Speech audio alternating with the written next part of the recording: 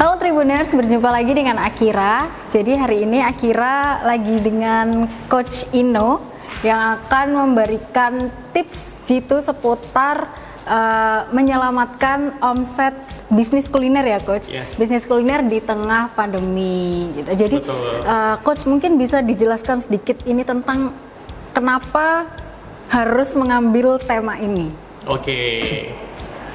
Oke, sahabat Tribun Jawa Timur dan Surya Online ya.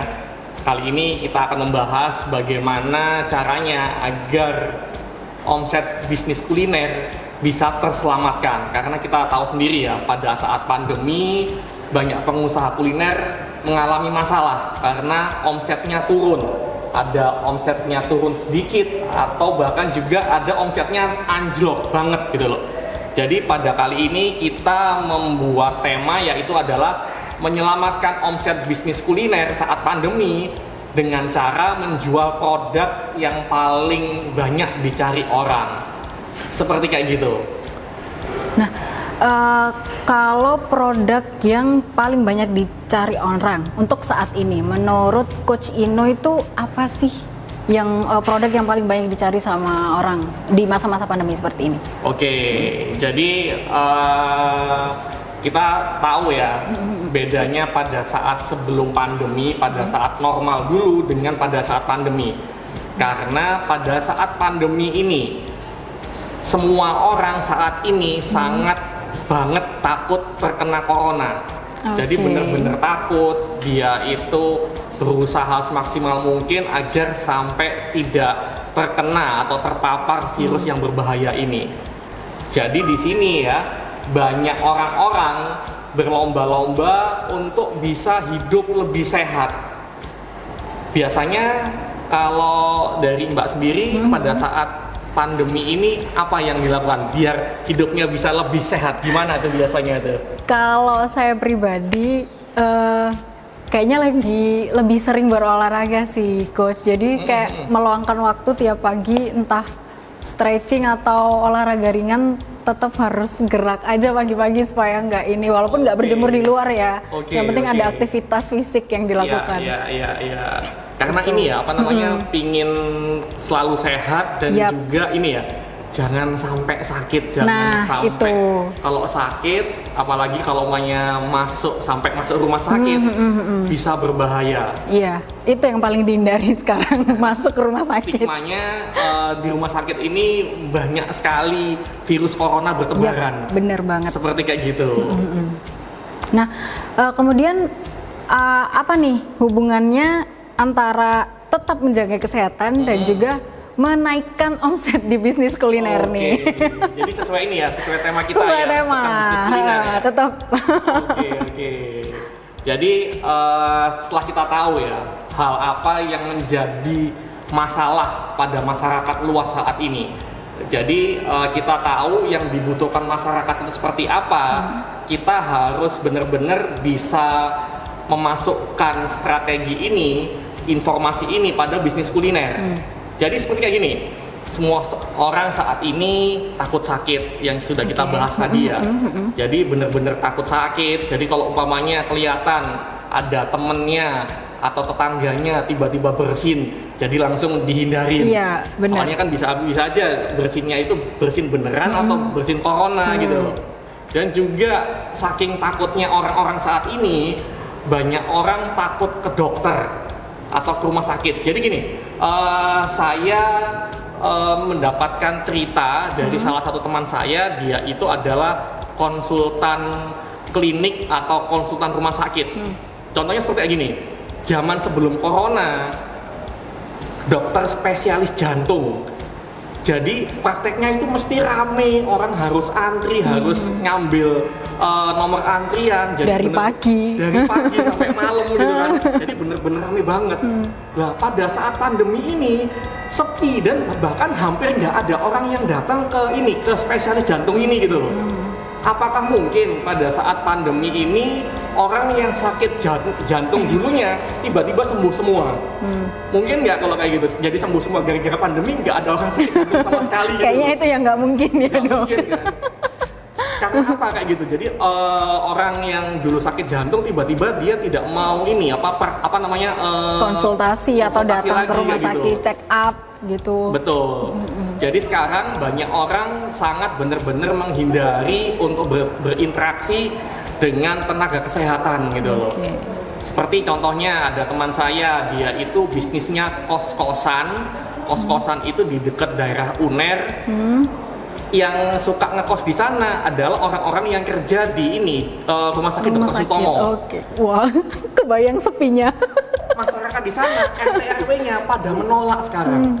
Jadi orang-orang yang sudah ngekos itu gimana caranya agar tidak ngekos lagi gitu loh. Jadi pengusaha kos-kosan di sana itu sangat takut banget gitu loh. Seperti kayak gitu. Jadi karena banyak orang takut ke dokter dan juga banyak orang takut ke rumah sakit saat ini. Jadi mereka berpikir kalau sudah sampai sakit berbahaya bukan untuk dirinya sendiri dan juga berbahaya untuk keluarganya. Jadi mereka banyak orang berbondong-bondong pada saat pandemi ini, semakin banyak orang lebih giat menjaga tubuh. Salah satunya juga dengan melakukan olahraga. Dan dulu pada saat sebelum pandemi mereka itu kadang-kadang tidak suka olahraga. Saat pandemi suka olahraga, bersepeda kemana-mana, jogging segala macem. Karena mereka berusaha agar daya tahan tubuhnya itu lebih kuat, lebih sehat gitu loh. Terjaga. Karena takut terkena pandemi itu gitu loh. Dan juga selain mereka berolahraga, juga mereka banyak mengkonsumsi makanan atau minuman yang bisa menambah daya tahan tubuh. Nah, ini sudah mengerucut ini sudah mengerucut nih. Sudah benar ini. Harus fokus nih teman-teman Tribuners nih. Jadi sudah yang bersentuhan dengan bisnis kuliner ini. Jadi pada saat sekarang orang-orang banyak mencari makanan minuman yang bisa membuat dia lebih sehat. Jadi saya pernah dengar pada suatu waktu vitamin C di supermarket itu habis semua gitu loh. Saking orang-orang lagi ini benar-benar takut dibuang semua vitamin itu gitu loh. Jadi bagaimana strategi untuk menyelamatkan bisnis kuliner Anda pada saat pandemi bisa memanfaatkan hal yang terjadi pada saat ini, yaitu tadi orang-orang pada takut sakit. Jadi kalau zaman dulu berusaha untuk menjual produk kuliner yang rasanya enak banget, jadi berlomba-lomba produknya itu enak-enakan, umpamanya semakin enak semakin laris. Itu sih strategi yang lama, strategi zaman dulu, sudah zaman old sebelum pandemi. Gitu loh. Pada saat pandemi ini, pada saat corona menyerang, pakai strategi itu sudah kadaluarsa, sudah nggak bisa dilakukan gitu loh. Dijamin deh kalau umpamanya mempromokan produk saya enak banget loh, bener-bener enak segala macam, nggak terlalu ngefek untuk meningkatkan omset gitu loh. Jadi harus pakai strategi baru, seperti kayak gitu. Jadi teman-teman pengusaha kuliner harus benar-benar membedakan strateginya. Strategi yang sebelum pandemi itu gimana, pada saat pandemi itu gimana. Jadi harus pakai strategi baru gitu loh. Jangan sampai strategi Anda pengusaha kuliner untuk mendapatkan omset yang banyak, yang sudah pernah sukses sebelum pandemi, jangan sampai strategi itu menjadi strategi unggulan. Karena sudah beda banget gitu loh. Beda banget, kebutuhan orang-orang pada saat pandemi itu beda gitu. Nah, itu. Seperti kayak gitu loh. Jadi harus pakai strategi baru, harus dirubah mindsetnya, strategi andalannya juga harus dirubah gitu loh.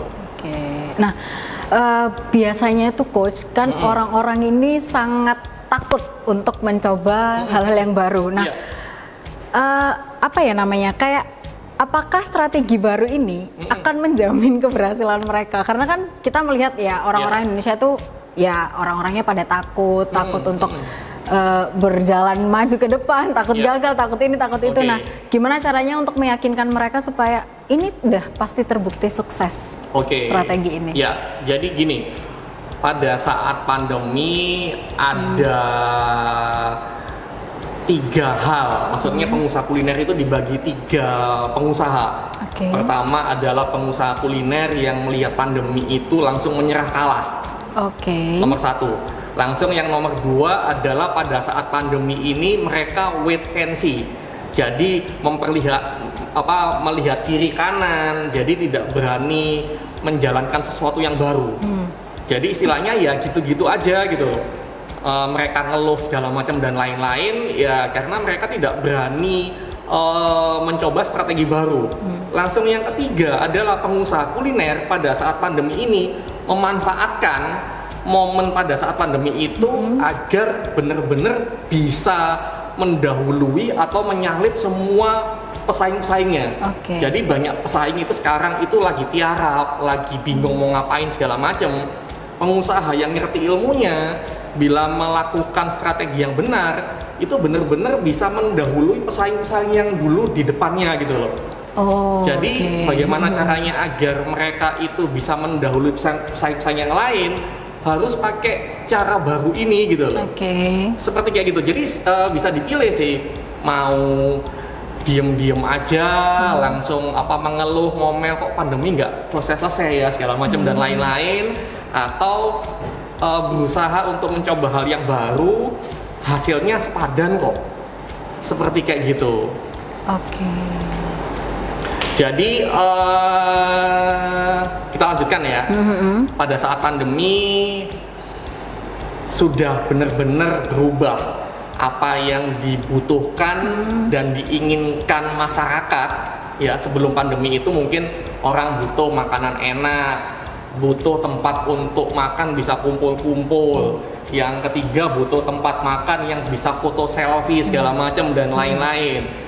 Nah sekarang pada saat pandemi perubahan kebutuhan dan keinginan masyarakat di bisnis kuliner sudah benar-benar beda.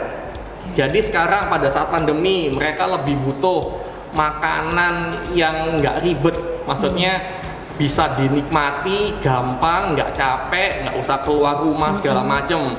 Langsung yang kedua, butuh makanan yang bisa membuat orang lebih sehat atau merasa lebih sehat karena ketakutan terkena paparan corona. Langsung yang ketiga, mereka itu membutuhkan makanan yang bisa dijual lagi. Jadi maksudnya makanan yang bisa menghasilkan tambahan penghasilan untuk mereka gitu loh. Jadi itu sudah perubahannya sebelum pandemi pada saat pandemi. Jadi kita membahas tadi adalah bagaimana berusaha menjual produk yang benar-benar dibutuhkan orang banyak pada saat pandemi, yaitu adalah produk yang bisa membuat orang lebih sehat gitu loh. Seperti kayak gitu. Karena kalau umpamanya ya kita kekeh nih, maksa nih menjual produk yang rasanya kayaknya enak atau foto produknya membuat orang ngiler, tapi tidak ada edukasi kalau memakan produk ini bisa menghilangkan stres, jadi biar lebih daya tahan tubuhnya lebih bagus. Kalau nggak pakai kayak gitu, kayaknya pada saat pandemi itu orang-orang nggak gitu peduli gitu loh. Ya buat apa kalau hanya saya makan enak tapi saya bisa ini terkena pandemi, atau saya makan enak tapi malah bikin saya sakit. Betul, apalagi juga duitnya penghasilan berkurang gitu loh. Seperti kayak gitu. Nah, kemudian gimana nih Coach caranya untuk mewujudkan omset berlebih tadi, karena kan mengingat sekarang pandemi juga banyak, nggak cuma di bisnis kuliner aja tapi banyak bisnis yang mulai merosot omsetnya. Nah ini khusus nih untuk bisnis kuliner aja nih, gimana caranya supaya dia bisa tetap stay atau malah nge-up gitu? Oke, jadi seperti kayak gini, sahabat Tribun Jawa Timur dan Surya Online, saya akan memberikan 1, 2, 3, 5 tips. Wow, 5 tips bagaimana strategi ini benar-benar bisa ngefek banget meningkatkan omset bisnis kuliner Anda. Oke, sudah siap ya? Siapkan catatan Anda agar pada saat menonton video ini, kalau umpamanya ada ide-ide yang tiba-tiba keluar di benak Anda bisa langsung catat. Karena kalau umpamanya Anda tiba-tiba ada ide keluar di tengah video ini, Anda nyatetnya nanti biasanya lupa deh. Gimana, sudah siap catatan Anda? Oke, kita akan membahas caranya nomor 1. Jadi gini caranya. Nomor 1, edukasikan bahannya. Jadi kalau Anda ya membuat produk baru, usahakan produk baru itu bahannya bisa membuat orang daya tahan tubuhnya lebih tinggi. Contoh, kalau umpamanya ya Anda mungkin jual pizza atau jual bakery umpamanya. Jadi mungkin diedukasikan pizza ini banyak bahan tomatnya. Jadi kan ada itu pizza yang tomatnya itu banyak. Jadi karena banyak tambahan bahan tomatnya di dalam pizza itu, atau mungkin di bakery Anda ada tambahan sayur-sayurnya ya, itu banyak mengandung vitamin C, cocok untuk membantu menjaga daya tahan tubuh Anda atau daya tahan tubuh konsumen-konsumen Anda pada saat pandemi.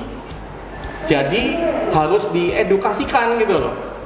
Contoh seperti kayak gini, kalau umpamanya Anda membuat iklan mungkin di status WhatsApp Anda atau posting Anda di Facebook Marketplace atau di posting di Instagram Anda. Contoh seperti kayak gini iklannya. Ada gambar produk Anda yang dari produk itu banyak bahan baku yang banyak mengandung vitamin C. Jadi di captionnya ditulis, ingin menjaga daya imun tubuh Anda dengan cara yang nikmat, belilah dan nikmati salad kami minimal sehari sekali. Ini untuk penjual salad.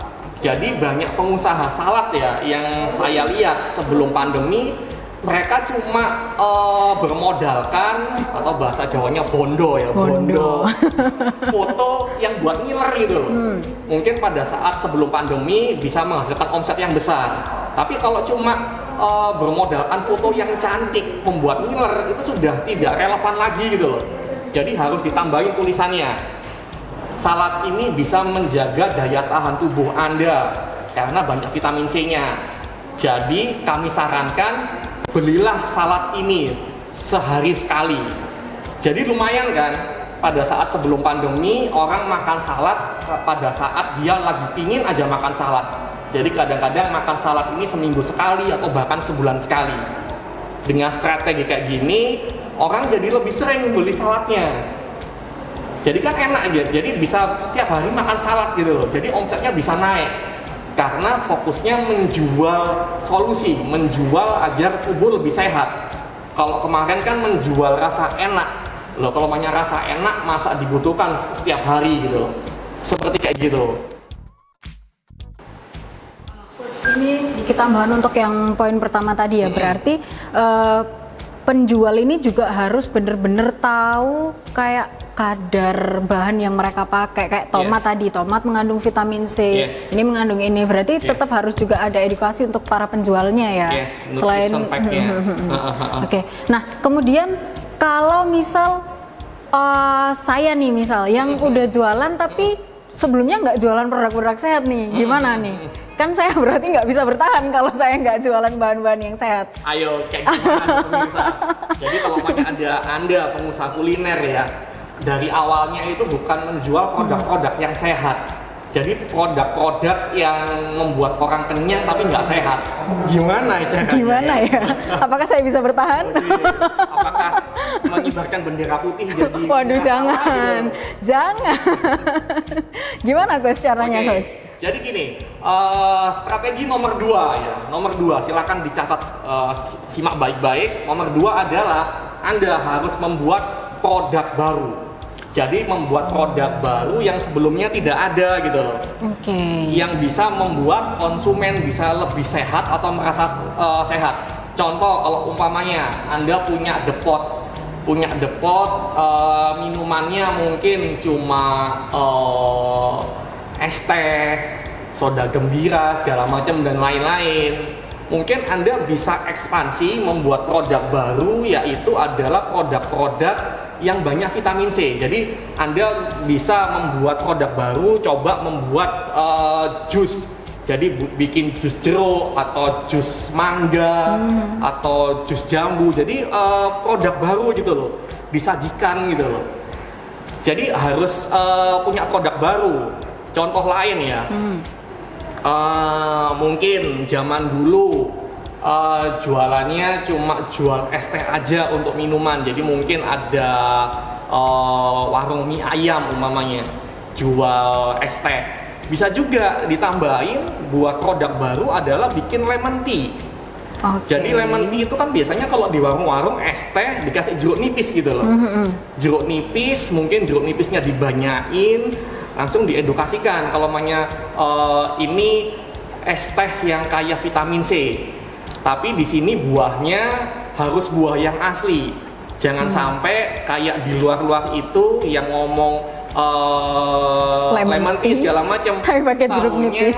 Pakai saset, jadi pakai perasa buatan.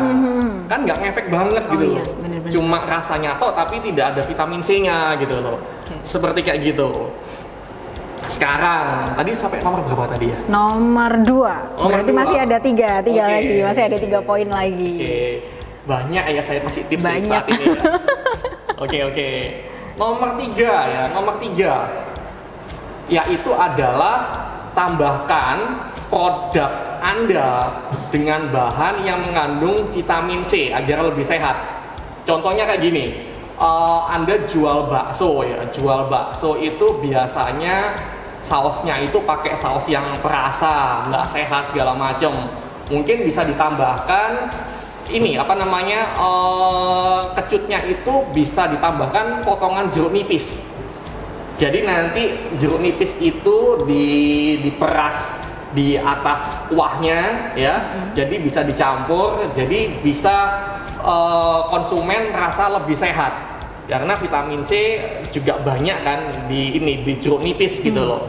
Dan juga Anda pernah menjual mungkin di depot Anda, restoran Anda cuma es jeruk umpamanya atau jus jeruk. Kalau namanya jual es jeruk bisa ditambahin adalah ada ininya, tambahan ekstra pulpnya. Jadi di sini ada ininya, apa namanya, bulir-bulir jeruknya itu gitu loh. Jadi agar konsumen minum es jeruk Anda akan merasa lebih sehat. Jadi kerasa jeruknya nggak cuma dari rasa jeruk, perasan jeruk itu sama gulanya aja gitu loh. Oke, nomor berapa ini? Sekarang kita masuk ke poin nomor 4. Oke, nomor 4 ya. Yang tadi belum ada pertanyaan ya? Belum. Oke. Nanti saya simpan untuk terakhir. Waduh, jadi ngeri deh saya ini. Oke, tips nomor 4 ya. Tips nomor 4 adalah kalau Anda punya banyak menu, punya banyak produk kuliner. Contoh, Anda adalah pengusaha bakery atau pengusaha cake umpamanya. Jadi ada cake yang coklat, keju, atau juga ada cake yang ada buahnya, ada potongan buah segala macam. Saran saya pada saat pandemi, Anda fokus menjual produk-produk yang bisa menimbulkan efek orang bisa lebih sehat atau lebih merasa sehat. Kalau produk Anda banyak ya. Tadi strategi nomor 3 itu membuat produk baru. Pada saat ini kalau memang Anda sudah punya produknya, Jadi antara produk yang sehat dan tidak sehat, Anda punya semua, fokus jual produk yang sehat ini. Karena saat ini itu yang benar-benar dibutuhkan oleh masyarakat. Seperti kayak gitu. Contohnya produk apa lagi ya? Bakery, cake, pastry mungkin, apalagi ya? Puding juga. Puding buah. Seperti kayak gitu. Oke, strategi nomor 5, ini pamungkasnya ya. Jadi gini, contoh, Anda punya dua produk yang sehat dan tidak sehat. Mungkin pada saat pandemi, produk yang tidak sehat itu lebih mahal harganya, karena rasanya lebih enak. Mungkin jual yang coklatnya lebih banyak umpamanya. Jadi produk-produk yang sehat itu yang banyak vitamin C-nya dikasih harga yang tidak terlalu tinggi. Strategi nomor 5 yaitu adalah bagaimana caranya Anda menjual produk yang bisa membuat orang lebih sehat harus memakai harga yang jauh lebih tinggi daripada produk yang tidak sehat. Meskipun produk yang tidak sehat itu rasanya enak banget gitu loh. Karena pada saat ini kalau umpamanya produk yang membuat orang sehat itu harganya lebih murah ya, orang bisa tidak percaya. Ini beneran sehat nggak? Ini mungkin buahnya bukan buah beneran, rasanya bukan rasa beneran, tapi perasa buatan. Jadi harganya harus dibuat harga yang lebih tinggi pada produk yang sehat itu. Jadi jangan sampai kebalik. Pada saat sebelum pandemi, produk yang enak banget harganya mahal, produk yang sehat dibikin murah. Sekarang dibalik gitu loh, produk yang bisa membuat orang sehat harus dimahalkan karena orang lebih takut ke rumah sakit, biayanya lebih tinggi dan bisa kena corona daripada makan produk yang enak. Jadi seperti kayak gitu. 5 tips. Bagaimana? Ingat nggak tadi 1, 2, 3, 4, 5? Kalau saya ingat. Kalau saya ingat.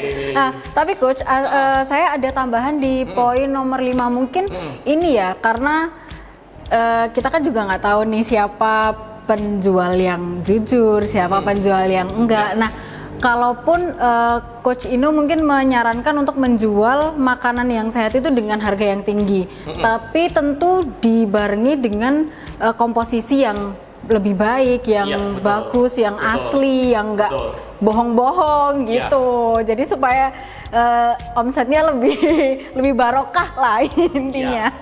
Jadi biasanya memang pada saat kita mendapatkan iklan bisnis kuliner yang menawarkan ke kita, kadang-kadang kita punya resistensi. Maksudnya resistensi itu adalah prasangka jelek. Beneran nggak ini produknya vitamin C-nya banyak? Beneran nggak ini buahnya bener-bener buah, bukan cuma perasa aja? Jadi untuk menghilangkannya, jadi harus bikin video untuk membuat produknya sekilas, jadi bener-bener ada buahnya, bener-bener dimasukkan ke oven atau diolah segala macam. Jadi untuk menghilangkan prasangka jelek seperti kayak gitu gitu. Seperti kayak gitu. Coach, saya juga ada 1 atau 2 pertanyaan ya. Saya coba 1 dulu kali. Jadi pertanyaannya ini tentang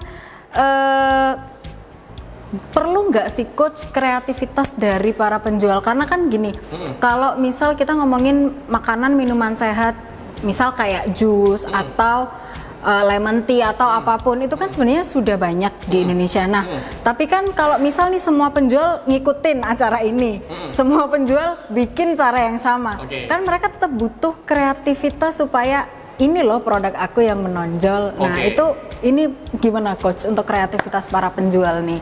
Jadi gini, kreativitas itu bisa dilihat dari pengusaha kuliner itu target pasarnya siapa.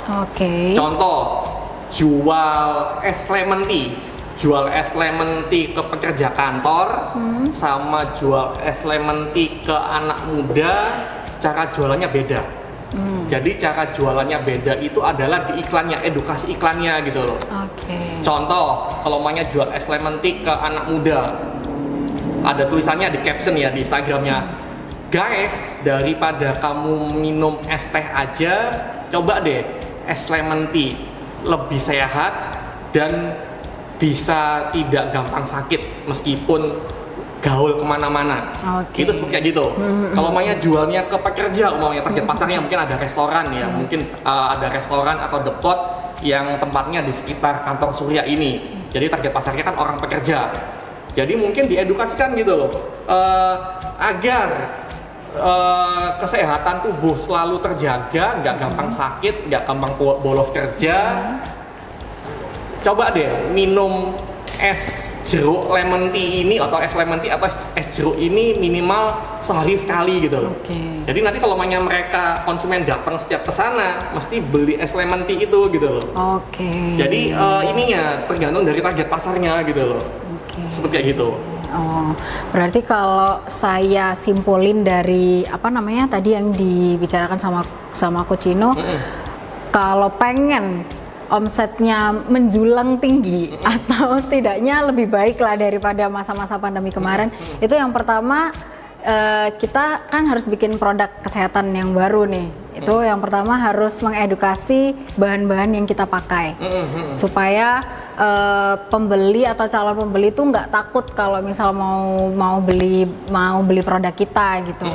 Terus yang kedua adalah kalau misal kita nggak punya produk kesehatan itu gimana? Ya bikin produk. Bikin produk kesehatan supaya kita juga dapat pasar yang kita pengen itu gitu. Nah, yang ketiga adalah menambahkan bahan-bahan yang memiliki khasiat atau vitamin yang lebih baik atau yang lebih bagus, yang mungkin sebelumnya kita nggak pernah terpikirkan untuk pakai, kita akhirnya pakai karena ini lagi pandemi gitu ya kan. Nah, yang keempat adalah memaksimalkan penjualan dan memiliki banyak produk yang punya manfaat kesehatannya lebih banyak gitu ya kan. Nah, yang kelima tentu tadi menjual dengan persaingan harga yang kalau kita produk sehat harus lebih tinggi karena kita komposisinya lebih bagus dan lebih banyak. Dan yang terakhir itu tadi jangan lupa untuk tetap mengasah kreativitas ya, karena kan nggak memungkiri karena kita tetap harus bersaing di tengah pandemi karena yang jualan nggak cuma kita aja. Bener kan? Oke. Sudah siap saya jadi penjual. Saya habis gini jualan.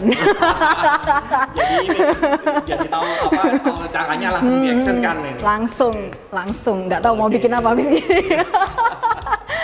Coach, kayaknya sesi kita harus berakhir nih hari ini. Gitu. Jadi bagaimana sahabat Tribun Jawa Timur dan Surya Online? Bagaimana? Mudah kan? Pakai strategi 5 strategi tadi, omset bisnis kuliner Anda bisa melesat daripada sebelumnya.